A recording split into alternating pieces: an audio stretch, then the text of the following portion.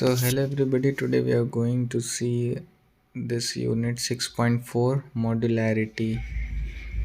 Let's begin. According to C. Mayer's, modularity is a single attribute of software that allows a program to be intellectually manageable. It increases the design clarity that results in easy implementation, testing, debugging, documentation, and maintenance of software product. Modularity means decomposing a system into smaller components that can be coded separately. Modularity does not mean simply chopping off system into smaller components, but certain concepts like coupling and cohesion needs to be followed while breaking a system into different modules. Goals of design. If there is a system which can be read easily, code easily, and maintain easily, then we can come to a conclusion that the design is fine. Any design which achieves the goals given below can be termed as good design. The design of the system should be module based. It means there are modules which together make up the system, and the organization of these modules is hierarchical.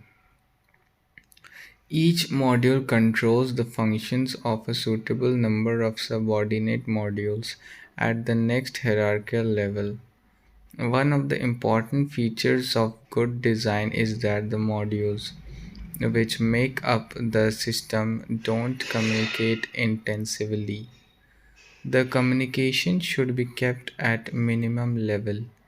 The reason for this imposition is that modules should be independent of each other to the maximum extent possible. Independence means one module's functionality should not be dependent on the internal functions of other module. The size of module should be appropriate as required for the features it should possess, like being relatively independent of other modules, etc. Basically, no specific size of range of size can be defined on modules, though it is done occasionally. The size varies from module to module and from project to project. A module should not be assigned the duty of performing more than one function. The coding of modules should be generic.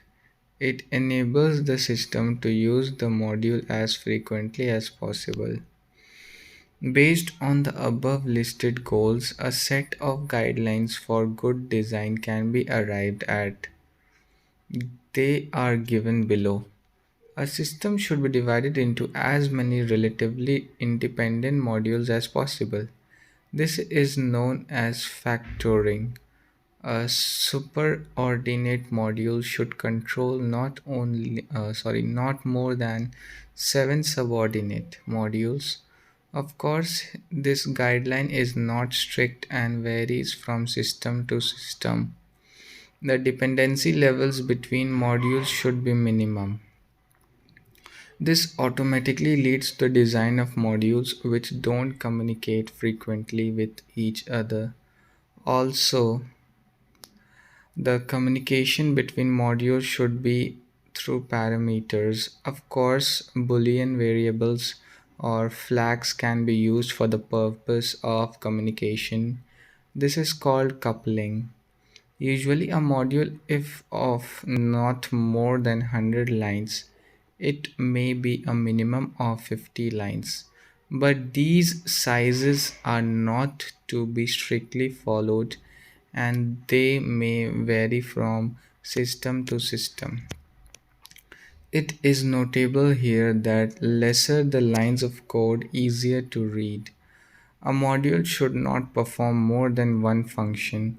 There should be no line in the code of the module which is concerned with a function that is not the objective of the particular module. One easy check for this conformance is that the module's function should be describable easily in a few words. This is called cohesion. Modules at the lower level of the design are called by more than one superordinate module. It means that multiple superordinate modules use most of the modules at the lower level. Coupling. The dependency levels between modules should be minimum. This automatically leads to the design of modules that don't communicate frequently with each other. Also, the communication between modules should be through parameters. Of course, Boolean variables or flags can be used for the purpose of communication. This is called coupling. The coupling between the modules should be minimum. The reason for stressing the need of minimum dependence between modules is that if a module 1 is largely dependent on another module 2, then any error in module 2 will affect the functionality of module 1. This is the case of two modules that are largely dependent on each other. But in the case of multiple modules being largely dependent among themselves, the consequences of errors in one or more modules will be drastic. The other problem with the dependency of one module on another module is related to maintenance. If a programmer has to change the functionality of a module, then he should also make necessary changes to the internals of the modules on which the module in question is largely dependent. It automatically leads to the disturbance of the entire system. Such modular design usually leads to the need for development of the system from the scratch, which is going to have significant implications in terms of efforts to be put, amount to be spent, etc. If modules are independent to the extent possible, then it will become easy for the programmers to make changes in a particular module without making any changes in other modules. Also, it leads to a greater reuse of the modules in multiple projects wherever the functionality of the module is needed. Though it is desirable, it is highly possible to minimize coupling among the modules. There are five types of coupling. They are explained below. Data coupling. In this type of coupling, the communication between the modules is through passing of data as parameters. The other alternative in this type of coupling is the usage of flags. So one module will not be and need not be aware of the internal structure of the module with which it is communicating. Consider the following figure 6.14. So here you can see 6.14 figure example of data coupling. Prepare the salary of employee is the subordinate module. Calculate salary is the subordinate module. It is coupled with calculate salary, but prepare the salary of employee need not be aware of the internal structure of calculate salary. Calculate salary needs to know the data being passed to it for doing the requisite task and the data that has to be returned by it to the superordinate module. So here you can see this diagram. Prepare the salary of module, then calculate salary amount, status, EOF, salary details. So let's see. Stamp coupling. The mechanism of communication in stamp coupling is achieved by passing data structures. Alternatively, records consisting of requisite data are sent. The problem with this type of coupling is that any changes in the data structure will lead to a chain reaction, and all the modules that use this data structure have to be changed. Sending data, as stated in the technique of data coupling, is ideal. Stamp coupling increases the dependency levels among the modules. All the modules which are using the same data structure should be aware of the internal functions of each other. This is required to avoid errors due to the usage of the same data structure.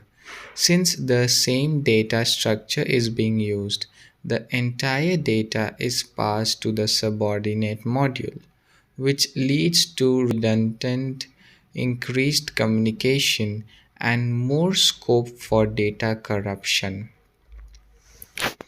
Figure 6.15 demonstrate stamp coupling. Obviously, the entire employee record will contain more data than data required by the calculate total salary module.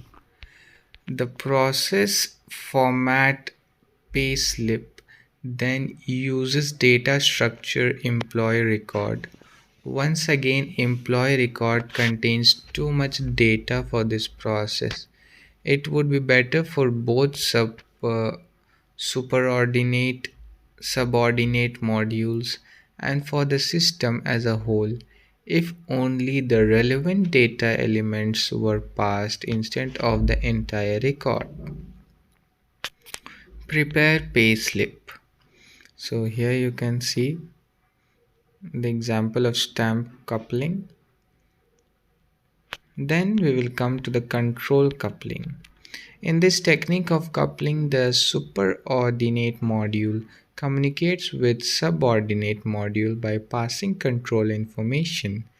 The control information conveys the functions of the subordinate module that are to be performed by it. In this type of coupling, interdependence between the superordinate and subordinate modules is high, as the superordinate module should definitely know the internal functions of the subordinate module to invoke it for a particular task. Figure 6.16 depicts the example of control coupling. The signal that control information is being passed is that the label of the flag starts with the verb prepare payslip. It is to be noted that in some cases, control information may be passed from the subordinate module to superordinate module, but this rarely occurs. So here we can see an example of control coupling. Prepare payslip, write salary is 7 days late, calculate total salary. Then we will come to common coupling. In this technique of coupling, global data areas are used by the multiple modules. Usage of global variables is permitted in most of the high level languages. A variable can be declared at appropriate level so that it is treated as global variable. All modules which use this data area will be accessing the data in that area that is present there at that point of time. If any module performs invalid operation on the data in the global data area, then the data area holds the resultant wrong value. But this wrong value will be used by the module which subsequently accesses this global data area, resulting in further invalid processing. In this type of coupling, interdependence among the modules is very high as they are sharing the data area, and any wrongdoing by any of the modules on this global area is going to impact the processing of all the subsequent modules which use the data in this global data area. Content coupling. This is the technique of coupling which has to be used when none of the above are possible. The major drawback of this technique is that one module can access the data inside another module and alter it. Also, it is possible to change the code of one module by another module. This is the technique of coupling in which independence among the modules is not even slightly visible. Fortunately, most of the high level languages don't support content coupling. All the coupling techniques that are discussed above rate from top to bottom in terms of priority. In other words, data coupling should be most sought after technique of coupling, followed by stamp coupling, and then control coupling, followed by common coupling, and lastly content coupling. Now comes cohesion. So how big is this unit? Okay, 3 more pages to go. We will complete it. Cohesion. Cohesion reflects the degree to which a module conforms itself to the performance of a single task. A simple way to check if a module is cohesive or not is to examine each instruction in it. If every instruction is related to the performance of a single task, then the module is said to be cohesive. Modules should be highly cohesive. Two objectives can be achieved if we strive to make a module cohesive. First is that the module will perform single task. It leads to a larger degree of portability, and we can directly plug in the module in an application which requires the performance of this task. The second is that module will be loosely coupled. Since the module is performing the single task, it will accept the data from a superordinate module, does the requisite function, and returns the result. So there is no need or minimum need to know the internal function of any other module. There are 7 types of cohesion. They are explained below. Functional cohesion. A module is functionally cohesive if every instruction in the module is related to a single task. One easy way to know whether the module is functionally cohesive or not is to examine its name. The name of the module will usually indicate the task that is performed by it. For example, print grade cards, generate pay slips, etc. are names of modules that perform a single function. Sequential cohesion. In this type of cohesion, all instructions in the module are related to each other through the data that is passed to the module. If each instruction is examined individually, it is difficult to know whether the module is performing single function or not. But if the module is simulated and instruction wise simulation is examined, then we can conclude that the module is sequentially cohesive if each instruction's input data is the output data of the previous immediate instruction. In other words, the concept of sequential cohesion is similar to the concept of pipeline processing. So, in sequential cohesion, sequencing of instructions plays a major role in the cohesiveness of the module. Consider the following example of sequential cohesion. Produce purchase order, prepare shipping order, update inventory, update accounts. Purchase order is the initial input for this set of instructions. Produce purchase order is the input to the second instruction where the shipping order is prepared. This instruction will serve as an input to the third instruction to update inventory, and this will serve as input to update accounts.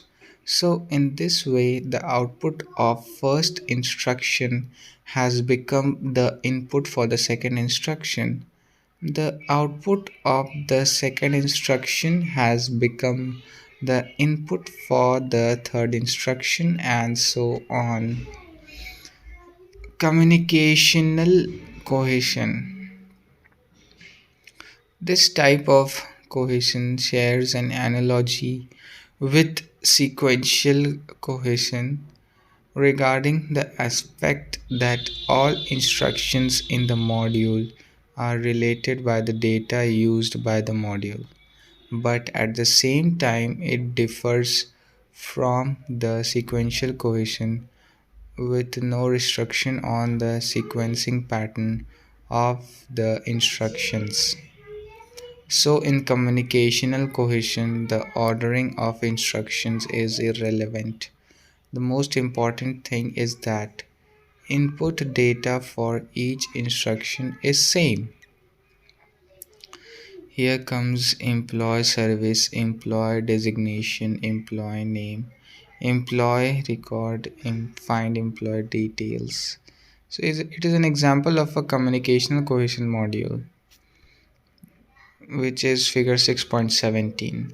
So it depicts an example of communicational cohesion. Find employee details is a subordinate module which receives an employee record as input from the superordinate module and finds the employee's name, designation, and service. To find each of name, designation, and service, employee record is used. So the input for all the three instructions is same.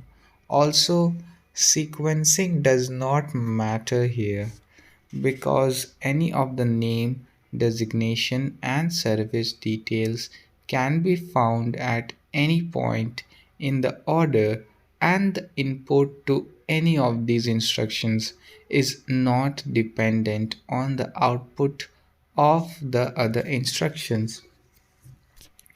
It is also possible to use two functionally cohesive modules that one communicational cohesive module. Figure 6.18 depicts two functionally cohesive modules instead of one communicational cohesive module. In figure 6.17. Employee designation, employee name, employee record, find employee details, employee salary, employee name, find employee details, employee record. So figure 6.18 A and B, an example of two functionally cohesive modules which resulted due to the split of one communicational cohesive module. Procedural cohesion. Any module which is not functionally cohesive is difficult to maintain. In this type of cohesion, the sequence of instructions is important and they are related to each other by the control flow. It is possible to make a change in sequence, but it cannot be arbitrarily done. The execution of instructions in the module which is procedurally cohesive usually leads to the calls to other modules. So the instructions in a procedurally cohesive module are related to the instructions in other modules. Consider the following example. Pick the course material from MPDD. Check the enrollment number on the hall ticket. Attend counseling sessions at study center. Submit assignments at study center. In the above example, instructions are not related to each other in terms of sequence. In some cases, sequence may be of importance, but at the same time, each instruction is separate in functionality and leads to the execution of instructions in other modules. Temporal cohesion. In this type of cohesion, instructions in a module are related to each other only by flow of control and are totally unrelated to their sequence. In a temporary uh, cohesive module, execution of all the instructions may take place at a time. Consider the following example: delete duplicate data from inventory file, re-index inventory file, backup of inventory file. All these operations have nothing in common except that they are end of the day cleanup activities. Logical cohesion. In this type of cohesion, the relation between various instructions in the module is either nil or at a bare minimum. A logically cohesive module consists of instructions in the form of sets.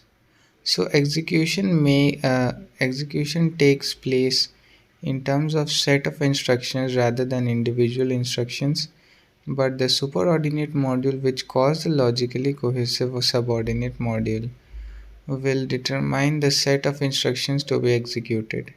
This mechanism is handled with the help of a flag which is passed to the subordinate module by the superordinate module, indicating the set of instructions to be executed. Consider the following example: study in home, study in library, study in garden. This is bad type of cohesion. It is very difficult to maintain logically cohesive modules. Uh, Coincidental cohesion. In this type of cohesion, there is no relationship between the instructions. This is worst type of cohesion.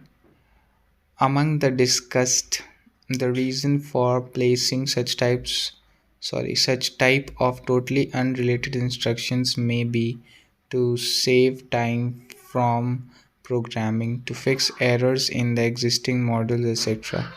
The priority of all the seven types of cohesion discussed moves from top to bottom. So functional cohesion is the best and coincidental cohesion is the worst type of cohesions.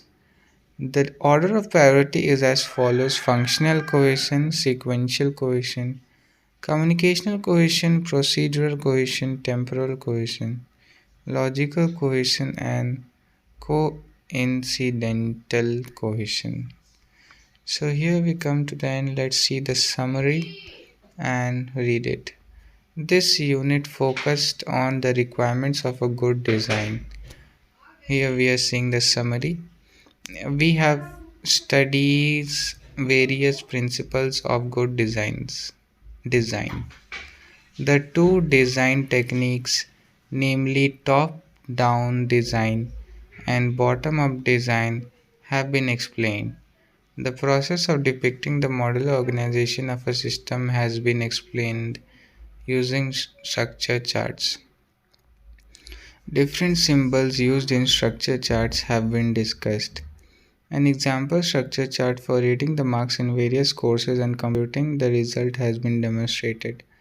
The issue of the degree of communication that should be present between various modules has been discussed through coupling and cohesion. There are five types of coupling, namely data coupling, stamp coupling, control coupling, common coupling, and content coupling. There are a total of seven types of cohesion, namely functional cohesion, sequential cohesion, communicational cohesion, procedural cohesion, temporal cohesion, logical cohesion, and coincidental question. So here we come to the end, and the answers of all the check your progress will be available soon in the description. So remember to check that out. So till then, keep exploring.